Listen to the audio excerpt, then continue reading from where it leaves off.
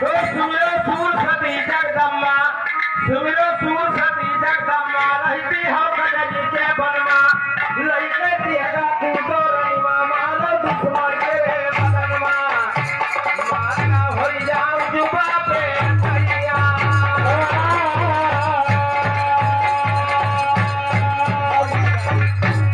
ऐसे तो गाई औरत के कथा सुन लो औरत के कथा जैसे ही सृष्टि रचा औरत माँ सब कोई फंसा भया औरत से कोई कोई बचा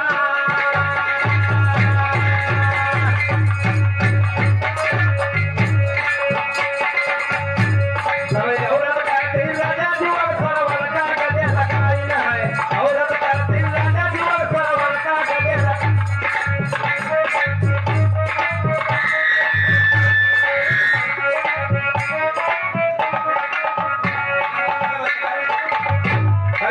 जब औरत करती राजा जुअर सरवन का गले लगाई है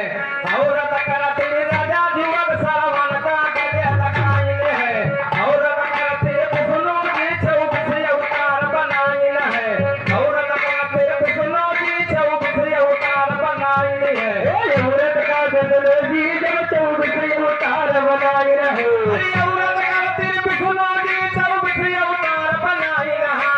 औरत करती वही ब्रह्मा से ऋषि जाय रचाई नहाय औरत करती ब्रह्मा जी से ऋषि जाय रचाई नहाय औरत करती शंकर जी समुद्र छाछ बहाई नहाय औरत करती शंकर जी समुद्र छाछ बहाई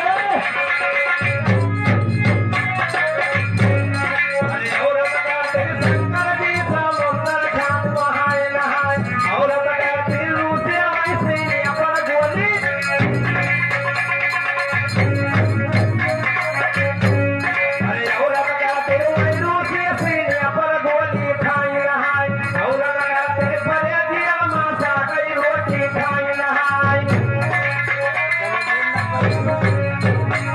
अरे औरत करती बड़े दिया मासा कई रोटी खाई नहाय औरत के बड़े दिया मासा कई रोटी खाई नहाय औरत करती शेर पीर वही कुलमा दाग लगाई नहाय औरत के शेर पीर वही कुलमा अरे औरत करती शेर पीर वही कुलमा दाग लगाई नहाय दाग लगाई नहाय औरत करती सूर पीर कुलमा वही दाग लगाई नहाय औरत करती बड़े बड़े दिवधाया पर नाम घटाई नहाय नाम घटाई रहे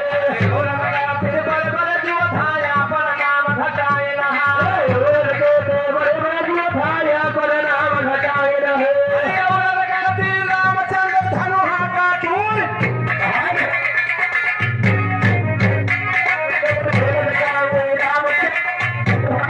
अरे औरत करती रामचंद्र धनुहा का चूल बहाई नहाय